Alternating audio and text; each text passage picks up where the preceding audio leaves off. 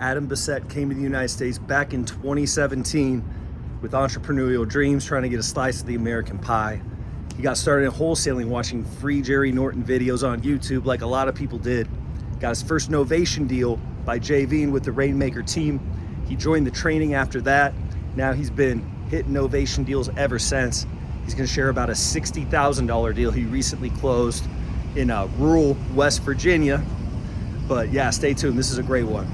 Adam, man, I appreciate you coming on and talking with us today. Why don't you just give people a little bit of a background on how you got into real estate and kind of eventually how you got into novations? Yeah, background is I was I owned a business prior to this. It was a convenience store in the middle of the hood, and I was like looking for a way to get out. And God's plan, man. Like I was watching Jerry Norton videos, and my landlord for that retail space I was renting from him, he said, "Why don't you buy it?" And for some reason, he thought I always had this money, or because I'm from some Middle East, right? So I was like, I'm watching Jerry Norton videos. I'm like, dude, this would be like a good wholesale deal. So I just negotiated a deal with them. I think I got it for like 185. This is like tail end of 22. Yeah. Put it on the Facebook group in my local investor community in Pittsburgh. And that buyer, like everything like fell into place. That buyer came to me and he just figured out was my first deal, and he asked me and I just told him yeah. And he walked me through the whole process, and it was like a commercial deal. And I got paid 10 grand, and that was like, yeah, that was my That was enough start. for you to believe it was Yeah, real. yeah, That's yeah. crazy. That's awesome. So you wholesaled the store that you were running your small business out of, and then were Hmm. you out of the retail game? Where did you go straight into wholesale, or where'd you go from there? No, so it took me a little while to transition because like that first deal did came easy, and I was still working that store trying to find a buyer for that store, and that business was failing. So I just had to cut my losses there, and eventually I when I sold it, I got like 10 grand out of it. I didn't believe in myself enough to roll that into marketing. I rolled it into another convenience store, and I did like free marketing to get like another deal, which I didn't get until for like 9 months later. So it was a Dang. tough journey. Yeah. That's challenging, man. So you sold the first one, then you opened up a different location where you were. So what, you were renting it for a little bit from the guy that you wholesaled it to? He became your new landlord, and Yeah. then you closed down shop there, sold it for 10 grand, opened up your new place, and you were Hmm. just trying to in the trenches, as we call it, right? Trying to just get free leads, trying to figure it out, and then 9 months later, you got your next deal, right? Yeah, because I would be like that other another store I rolled 10 grand into. It was a new store, so it would be like slow, like that in the middle of the winter, and I'd be like behind the kiosk, like making calls, following up through SMS, trying to do deals that way. Dang. Well, Yeah. why don't you tell everybody how we ended up getting connected? Yeah, so tail end of 2023, it would be like my seventh or eighth deal. And that's right about when I think you popped up, started talking about novations, and you were putting a lot of content out.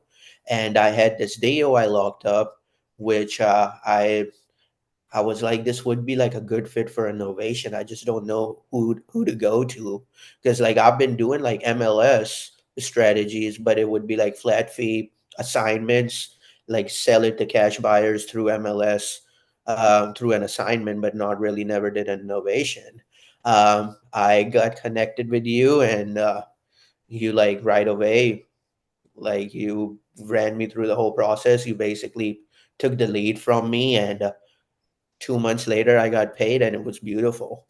And then that was like, yeah, I was like, novations is nice. And then since then, like it's been novations.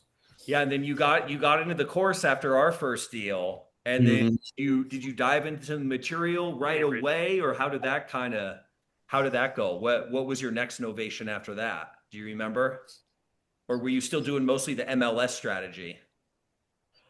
No, so I locked up my like first Novation deal that I was gonna do by myself shortly after, and I was still going through like the course during this time. But what happened is it was a foreclosure lead, and the agent that I got, he's like a local agent. He basically like I brought this guy like free business on a silver platter, and he went there to take photos. Little did I know, he sat beside my seller and basically cut me out the deal. And Mm, like went to my I was still licensed at that time, went to my broker and like filed a complaint against me and all sorts of things. wow. So it was a 30K deal too, and he wasn't able to, he listed it, but he wasn't able to sell. So that lady ended up getting foreclosed on. And I was going to help this lady move and everything. That's So, crazy. but yeah, but after that, I did get like my first novation. I did it on my own. It was in Greensburg. I made like 35 on it. Biggest deal. Like, cause my assignments were like 7 grand, 8 grand, Pittsburgh market. Sure. So that was, yeah. I'm like, this Wow. is this is what's gonna move the needle. Yeah. And were you still doing the convenience store at that point, or had you gone full time into wholesale? So after that deal, I had my partners just buy me out. I had three partners in that, and then I just went full time. So Okay. until yeah, so tail end of 2023 to like mid 2024, I was doing wholesaling in the morning, in the afternoons until like 8, and then I would do Uber to like keep me afloat on the Yeah. bills and everything until like 1 in the morning. And then 2024 I started getting some traction, and thanks Okay. to God, like I don't got to do that anymore. But yeah, bro. So I remember too, you DM'd me not too long ago, I think maybe about a month ago, with a pretty nice sized check. And I think you said you got your biggest novation deal to date with that. Why don't you give people the rundown kind of on that deal? Yeah, so that was this year. Um, so since 2024, early 2025, got connected with some JV partners. They're sending me leads. Uh, Funny story is that I almost never called the seller, because what happened, the lead came in and the number was like a bad number. It was like disconnected and out of service. Oftentimes like that, just like it's whatever, like people don't want to talk to you. Something just told me to like skip trace this number and call the seller. I skip traced the number, called the seller. He had this 22 acres, three parcels in West Virginia with a dilapidated house on it. And he lived like 4 hours away, and he wanted to sell it. I locked it up 3 days later for 47. And it's in West Virginia, and I did a deal in like right in that proximity like 4 months ago with an agent, because it's like a tough market, West Virginia, to do a wholesale. I think it's like you only could do like one deal a year, and like Yeah. it's a closing attorney state. So in my that first deal I did in that state, I had to figure out like a lot of stuff. Like I had to go through hell with a closing attorney. A closing attorney almost killed the deal. Join our free Rainmaker Discord right here at novationking.com. You can submit your hot opportunities that don't work for off market, but may be a great fit for novations at novationjv.com. We do the work, you get paid. Back to the video. Because now this agent trusts me. I have a closing attorney, the only closing attorney in West Virginia, probably, who would do a novation. I locked it up, send it to my agent. My agent, she got all the resources down there. So we did like a trash out that took like 2 weeks. When we got in there, we took pictures. The house was in much worse of a shape than I imagined. So I had it locked up for 47. I renegotiated down to 27, and we had to clean it out, and then we posted it. 2 weeks later, we listed it at 80. No, we listed it at 75. And a week later, we got an offer. and this buyer was trying to put in an offer at like 80 with like 80 escalation clause. Like she gave us an offer at like 75 with an escalation clause of up to 80. I called my agent. I'm like, hey, if she's gonna go up to 80, just tell her offer 80 and we'll get this done right now. So yeah, they got it done at 80. Uh, and it took a little while for that deal to close. There were like some challenges in the road because she was going to use this like local community lender, and there's like something that came up with their process, and it was basically like crickets. Like no one could get a hold of the lender for like 2 weeks. But yeah, That's scary. and then and in the process, like the seller's sister, the seller had beef with, she popped in and was like trying to kill the deal. Like it's my mom's house, but the seller was the executor. So we had to kind of work through that, put out some fires, but eventually it closed, and it was like a nice little deal. I got it for 27, sold it for 80. My agent did double dip, like deal agency on that. Hmm. uh, so she got paid both sides. When all was said and done, I think I walked away with like 58, Wow. 58. 58,000. That's Yeah, incredible, man. How yeah. how how long would you have to work at the convenience store to bring in 58,000? I don't even want to think You don't about even it, want to man. calculate that. Too long, right? Yeah. That's wild, dude. And so you said you spent a couple bucks to clean it out, right? Do you remember roughly Five what grand. that was? 5 grand. Five. Yeah. Wow. Okay. So you had already been consistently doing deals that you had 5 grand to throw around on this dilapidated house and in the middle of nowhere, essentially, right? Yeah, so like I during this time I have like three other novations going on, and I'm like Yeah. stretched out with like other properties. I'm helping sellers move out. I'm doing trash outs. I actually had to bring in a partner and give him 20% of the deal just so he could front me 5 grand. Yeah. That's a lot of money to give away for 5 grand, but it got the deal done. So, you know, Yeah. You got to do what you got to do. You know what I mean? yeah. And that's smart that you think like that. You know what I mean? Of like, hey, do I want 100% of potentially nothing or do I want 80% of, a big number? So that's Yeah. crazy, man. And I remember you saying too, like the numbers that came in normally were wrong numbers. Was that like JV partners sending you raw leads or how did that come about? So yeah, those are like PPL leads. Hmm. So it's not like high quality PPL leads. It's I think most of that PPL company, what they're marketing is sell without agents. So it's a lot of time tire kickers, a lot of time people just trying to find out what their house is worth. But oftentimes there's deals like these Yeah. that pop up. So Yeah. you got to treat every lead like gold.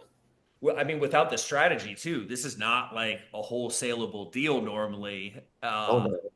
Because it's funny, we kind of are the same way where we go through the bargain bin of the PPLs that no one else wants, but they're super cheap, and we pull some bangers out of there too, man. Like this strategy Mhm. definitely uh, broadens what type of deals that you can work with. Because normally, yeah, you think like, hey, West Virginia house that's falling down, like who's the buyer for this? You go to skip trace cash buyers. There's not even any people, much less cash buyers in the area.